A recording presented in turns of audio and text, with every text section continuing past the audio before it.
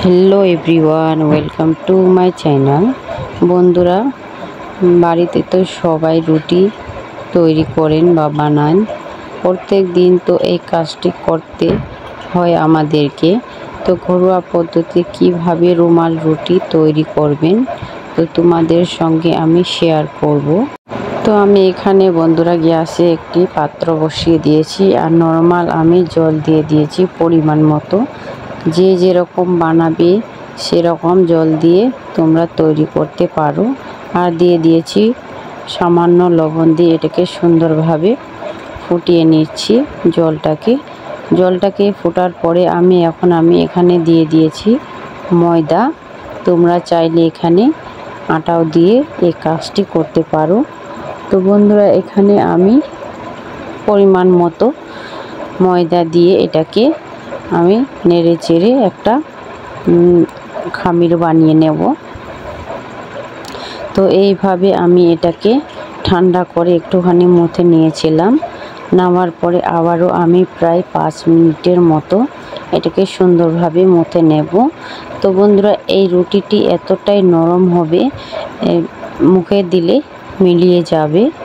বন্ধুরা, তোমাদের বাড়িতে যদি কেউ রুটি না খায় তো এই রুটিটা দেখে সেও বলবে যে আমাকেও একটা রুটি দাও, আমিও খাবো।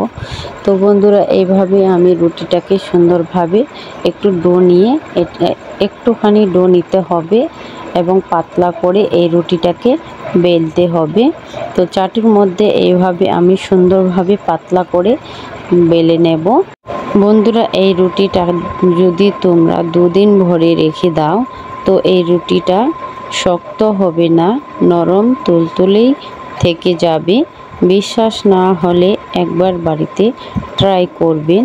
তো এইভাবে আমার রুটিটা তৈরি হয়ে গেছে। এখন আমি এটাকে সেঁকে নেব। তো বন্ধুরা, এখানে আমি গ্যাসে তাওয়া গরম করে নিয়েছি। গরম করার পরে এখানে আমি রুটিটাকে দিয়ে দিলাম। বন্ধুরা, এখানে একটা জিনিস খেয়াল রাখবেন, গ্যাসটিকে লো ফ্লেমে রাখার চেষ্টা করবেন, তাহলে ভিতর থেকে রুটিটা সিদ্ধ হবে। তো এক পাশে আমার হয়ে গেছে, ওপর সাইডটাও হয়ে গেল। তো তোমরা দেখতেই পাচ্ছ কতটা ফুলে একদম বড় হয়ে গেছে। এবং আরেকটা রুটি তোমাদেরকে সেঁকে দেখিয়ে দিচ্ছি। একটাই রুটি ফুলে বড় হয়নি বন্ধুরা, প্রত্যেকটা রুটি এইভাবে সুন্দর হয়েছে। তো সারা দিনের মতো এই রুটিটা খেতে পারবেন, সমস্যা নেই। তো বন্ধুরা, এইভাবে আমি দ্বিতীয় রুটিটাও একইভাবে সেঁকে নিচ্ছি। দেখতেই পাচ্ছ কত সুন্দর হয়েছে। তো বন্ধুরা, এইভাবে আমি তৈরি করে নিলাম রুমাল রুটি। অনেক সুন্দর, বাড়িতে এইভাবে তৈরি করতে পারো আর 2 দিন ভরে রেখে দিয়ে খেতে পারো, এতটাই সুন্দর হয়েছে। তো বন্ধুরা, ভালো লাগলে সঙ্গে থাকার অনুরোধ রইল। কে কোনখান থেকে দেখছেন কমেন্ট করে জানাতে ভুলবেন না, যাতে তোমাদেরকে ধন্যবাদ দিতে পারি। এবারের মতো বিদায়।